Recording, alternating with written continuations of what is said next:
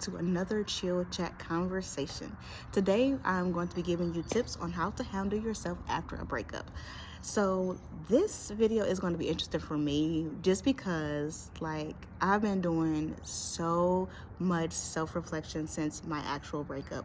And I know people's like, why does she have a big smile on her face? It's not that I'm happy about the breakup at all, but it's just the fact that this is probably the first relationship that I can honestly say that I fell deeply in love with somebody.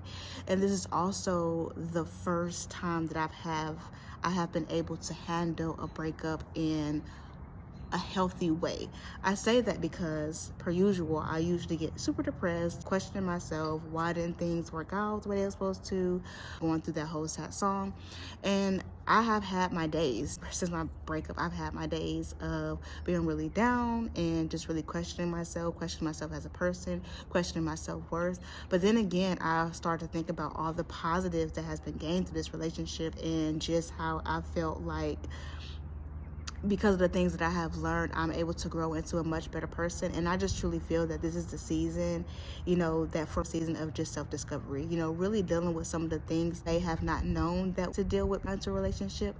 And I think it's just going to make us a much better people, And so that's the reason why I can say that with a smile on my face, because although this has been hard, I feel like he had made a statement before that I feel like this got ordained. And at first, of course, being in that situation, I'm like, what do you mean it's God? I'm supposed to be with you, like, what are you talking about? But now, processing through a lot of different things and reflecting on a lot of different things, I can be like, I understand like what he meant by that. And I also feel it too. I feel like God ordained us to be in a season to where we are to really deal with ourselves on a different level. And so there's just been a lot of things that I just wanted to bring to the table for you guys. Anybody who may be going through a breakup, or anyone who may be in a relationship where they feel like this may be coming into their next step, so here we go. Tip 1 is going to be to first, as usual, reflect on the relationship, and not only reflect on the negative things about the relationship, focus on the positive. It is actually much healthier to focus on the positives, as far as what lessons have I learned throughout this relationship, or what are some takeaways that I received from this relationship, instead of devaluing yourself, because that is the typical response to a breakup. You always kind of look through the rearview mirror and be like, look, I'm not worth it, You have all this negative self-talk when you're reflecting. But like I said, this time I took the approach of, okay, what were some things that I learned about me, about my partner, about, perception in general, about communication, about attitude, about love in general. Like, I started to take the angle, and it made me just see things in a better way. And I was actually able to come to the stage of acceptance much quicker, because I was able to reflect on the positives that happened throughout the relationship.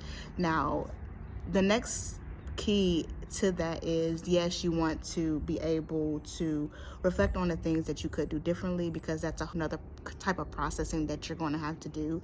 I think it is better to focus on the positive first and then wrap around to the negative. Because like I said, if for one, it gives you just a more positive energy, and it allows you to be like, okay, let's take this from a standpoint of growth. How can I grow from this past relationship? Because I truly believe that everything happens for a reason. And I believe that you can learn something in whatever situation you're in. And so whether it is a positive situation or it's a negative situation, there is opportunity for you to see the good in it. So once you're done reflecting on the positives, it is good to go back and start reflecting on the things that you personally could have done differently.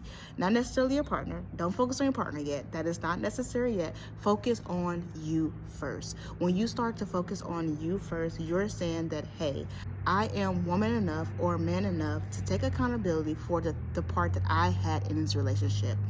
Bump the blame game, because that's not necessary, and really be able to be real with yourself, be honest with yourself about the things that you could have done differently, or not, even if it's not things you could have done differently, how you could have approached things differently, or how you could have communicated things differently, or how you could have behaved differently. However that looks for you, whatever happened in your personal relationship, it's good to be able to ask yourself those questions and be man enough and woman enough to admit those things. And then you can focus on your partner. because relationships are two-sided. There's not only one person who has done wrong in a relationship. There is multiple reasons why a relationship works, and there's multiple reasons why a relationship doesn't work. And I'm just a believer that it takes two to tango, and so it takes two to have problems within a relationship. And so hopefully that's something that's helpful for you too, as you're going through a breakup, or if you're still stuck on a breakup, or whatever the situation may be in your personal life. You are not the only one that had a part in the relationship as to why it did not work. So being able to reflect on your partner, not placing the blame, don't do the blame game, but really being able to see, okay, maybe we were compatible in this area and we just wasn't compatible in this area, and that is okay. It is okay not to be compatible in some things. That is normal. But if you know that that's something that you're not compatible with, being able to have those conversations, and sometimes it can get to the point where it is like, okay, this is a deal breaker, or it can be to the point where, okay, how are we going to compromise in this particular area? How are we going to come up with a resolution for this area? And when you attempt that resolution and it doesn't work, then you will then be able to say, look, we did try everything that we could have tried, and unfortunately things did not turn out the way that we intended them to, and then you part ways. But being able to go through that process. So first, reflecting on the positives in the relationship, reflecting on the negatives within the relationship, and then reflecting on your part in the relationship, and then focusing on the part of your partner.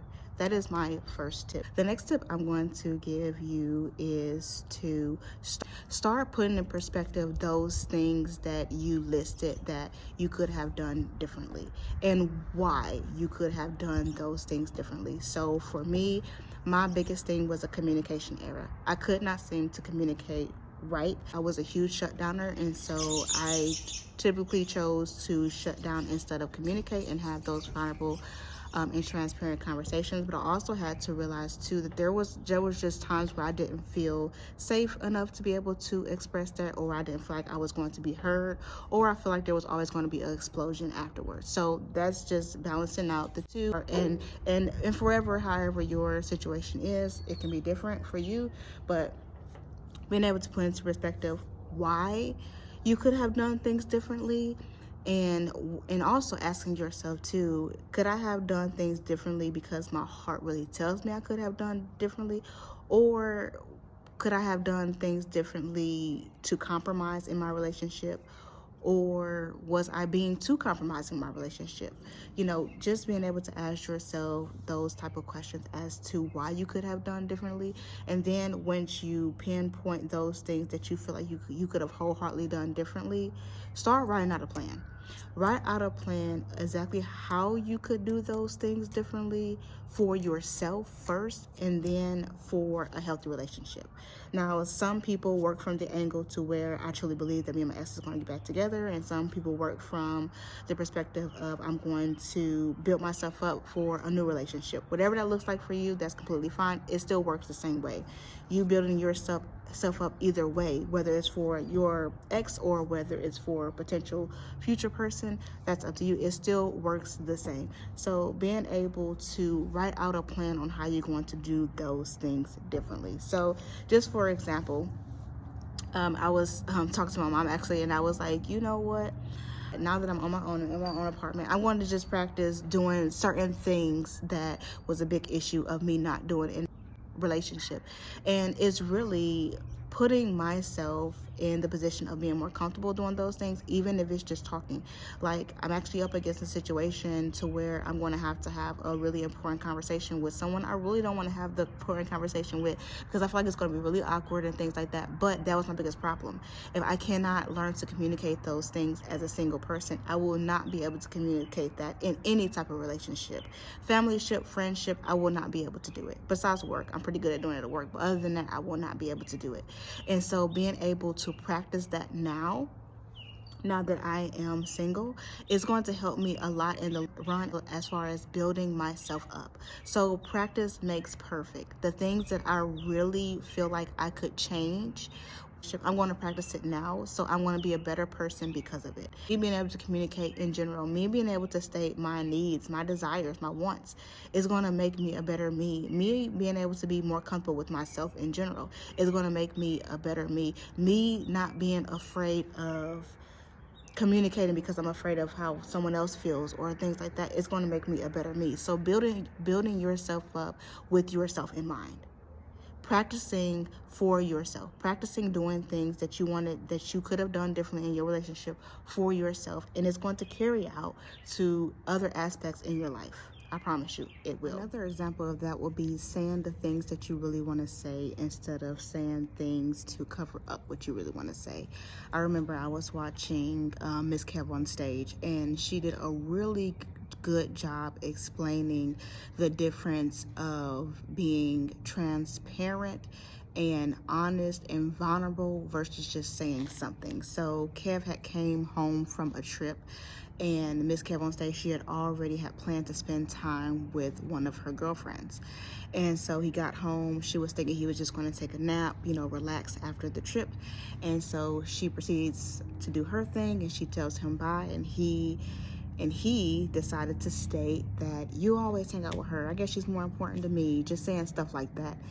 And she was like, well, I can cancel if you want me to. Like, if you really don't want me to go, I don't have to go. And he was like, no, I'm just saying that she's always more important. Well, later, I don't remember if she ended up going or staying, but later they was having a conversation. What he was really meaning by that is, I don't want you to go. I really miss you.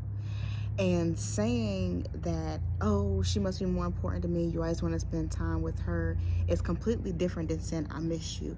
And a lot of times we as human beings, we're simply just not comfortable with saying what we really want to say. And I think that comes up in relationships all the time. But the thing about it, if you don't know you won't be explain you to someone else. So the more self-aware you are of yourself, you're able to describe your self-awareness to someone else. And I think that is one thing that is really lacking when it comes to self-development.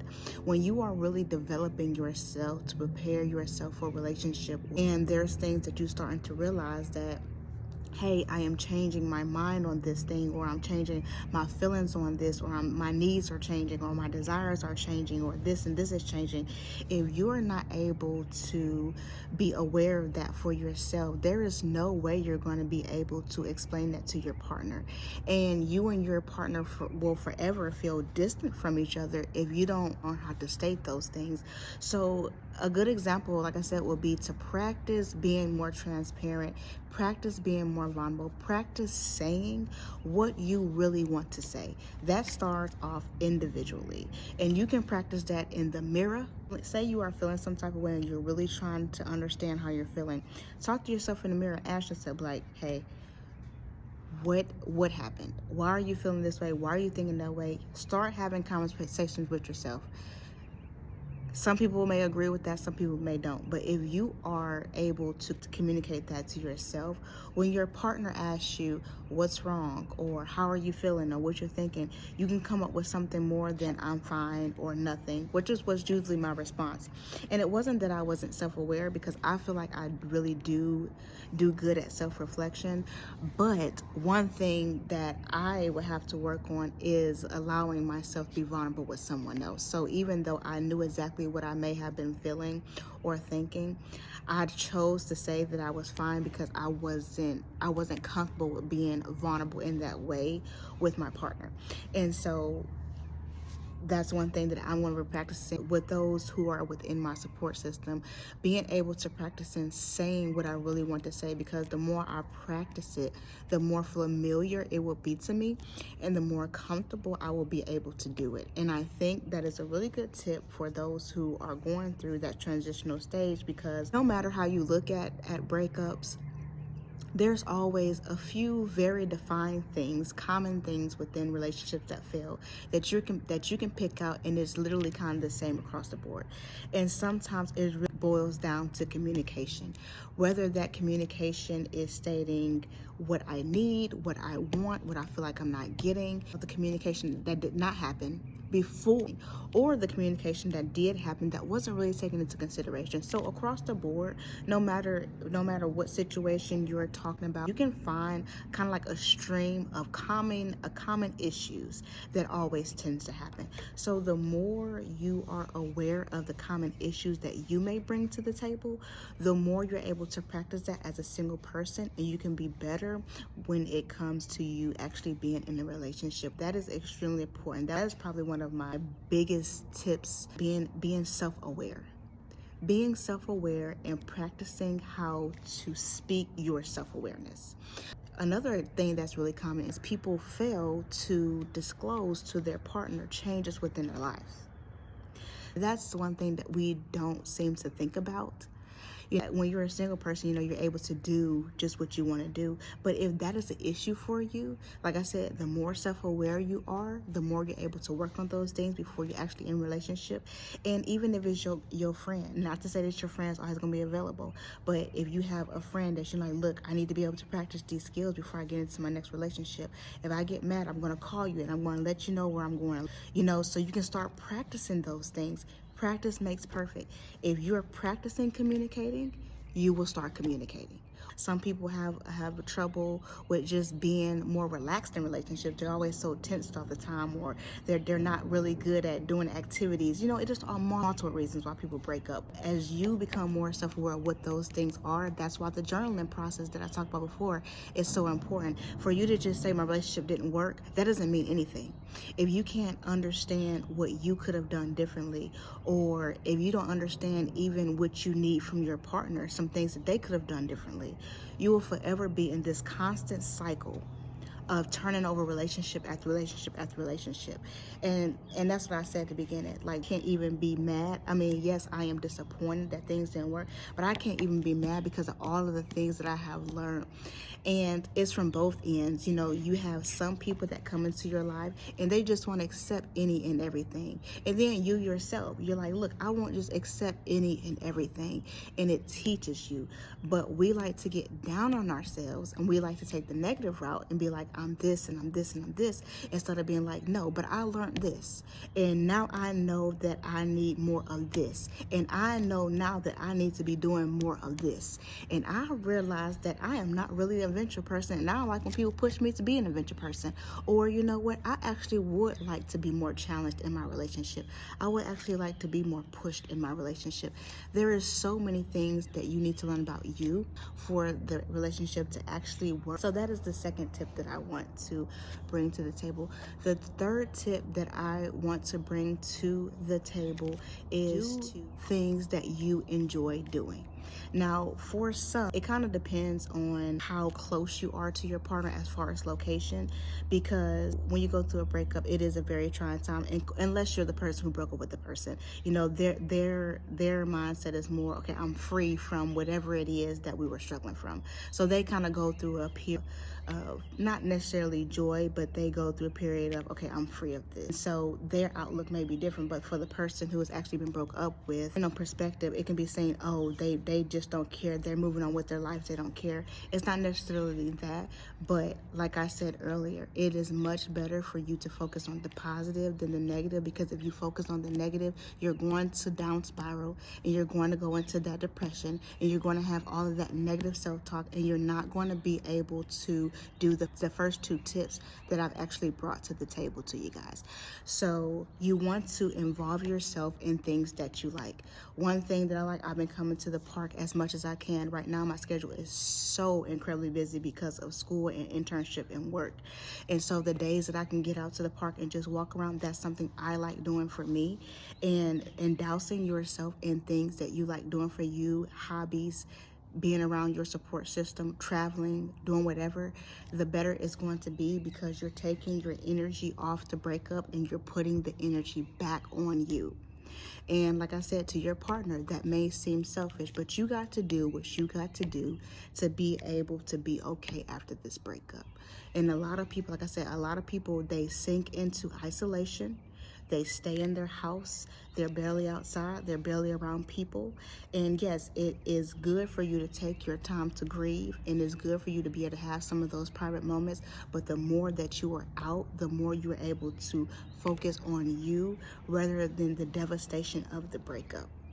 And if you are in close proximity of your ex and they reaching out to you, or they may be asking you questions, or if y'all are still in communication and they're like, oh, you must be over me and you must accept that real quick, like do not pay no attention to that. You are doing what you have to do for you. And if that's even doing stuff that you never thought you would do, I'm telling you, if I was not in school right now, I would be taking the dance class. Because for one, for me, it takes a lot for me to kind of just get comfortable in relationships in general. I mean, I think that's just because I'm not really a physical touch kind of person, but dancing kind of loosens you up. And I used to dance all the time. I absolutely love dancing, but doing more like the salsa dance and stuff like that, I just feel like it is just like loosen me up and stuff like that, and just like get me out of my mind, because I used to always be in my mind so much. And I had my reasons, and just like I said, comfortability. So I had my reasons to why sometimes I was shut down. So I'm not denying that at all. But also too, I know that I was in my head a lot too. And so just doing things that maybe you would have never done before. If that's something that you struggle with, like one thing that I did that I'm going to do again before the summer is out, is I'm going to go ziplining again, because I want to feel myself just be free. I want to feel myself be free. I don't want to focus on nothing what I'm thinking. I don't want to focus on the bad happen. I just want to be free and just go for it. And it is okay to do those things after a breakup. A lot of people think that I have to be like, woe is me. I have to stay inside. I have to, I have to think about what ifs and things like that. The longer you stay isolated and think about the what ifs, the harder the breakup is going to be for you. It just is. I lived it, and all it does is bring you to a down spiral. You start doing stuff you ain't got no business doing. And just the negative self-talk in itself just drains you and brings you down. But the more that you're out in the environment, you're around people that support you, the more you're actually talking about it. That's the next tip. I'm going to just go into the next tip, is talking about the relationship, not in a derogatory way. I don't believe in calling people out or anything like that. Like, okay, the relationship may not have worked, reason to down talk, but it is okay with those who are your support system, those who you trust. Process your breakup, because the better you process your breakup, for one, you're able to see some of the things that we talked about at the beginning of the video. You're able to see how both parties had a role in it. Maybe one party had a bigger role and the other one had a smaller role, whatever it may be, but you're able to put into perspective the things that actually went wrong, and you're able to put into perspective the things that went right. If you're not talking about it, what you're going to do is you're going to find yourself putting all the blame on your shoulders, and that is not necessary. It's actually going to cause more harm than good, and you're going to mess up yourself for future relationships. Don't want to find yourself back in the same cycle. You want your next relationship to be the last relationship you're going to be in. And I truly feel that if you start using some of these tips and you really start to learn yourself on a deeper level, you are going to be much better prepared for any next relationship you're going to be in. And you're going to be able to give a lot more of yourself in the right way, in healthy ways. And you're going to be able to compliment your partner in so many different ways. The last tip that I would start educating yourself. A lot of times we educate ourselves as far as rush right into school after a breakup. And although educating yourself professionally is good, you need to start educating yourself on relationships. Start watching podcasts. I'm sorry, I'm at a park, so there is some noise behind me. They just started back up with the shooting or whatever. But educate yourself about relationships. Those things that you need to work on, start educating yourself. See how other people are doing those things, how other people are working through those type of issues. Educate yourself, watch podcasts, talk to your support system, learn more about yourself. Start, like I said, do things that you would have never done before, just to see if you like it. That's another thing. One thing that I learned too is you need to be having those in-depth conversations when you first meet somebody. You should not be having those super in-depth conversations when when your feelings are all up in it and now you're in love. And if there is red flags, or if there is something that you feel like is not compromisable, you sit there and you compromise on it because now you've caught all these feelings. So start having those in-depth conversations before. These are the things that I expect, and from you, these are the things that I can give. These are the things that I cannot give. These are the things that I desire. These are the things I do not desire. These are the expectations that I would have from a relationship. These are the expectations that I would have in a marriage. If you have those conversations before you start catching all those feelings, you're going to be able to see beforehand if you're actually compatible. And if you're not compatible, it was nice meeting you.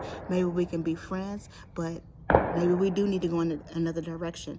But unfortunately, sometimes we set ourselves up, men and women, we set ourselves up because we're not having those conversations.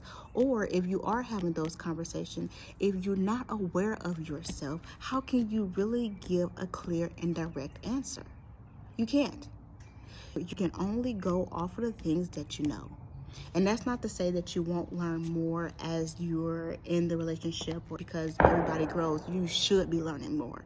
But from the front end, you need to come into your next relationship. If you want your next relationship to be long and lasting, you need to come in with some self-awareness. And you need to know what you want, and you need to know what you expect, and so does that person that you're going to start dating. And that is all that I have for you guys. I hope that this video was helpful. I'm practicing what I'm preaching in this video. I've already gotten started.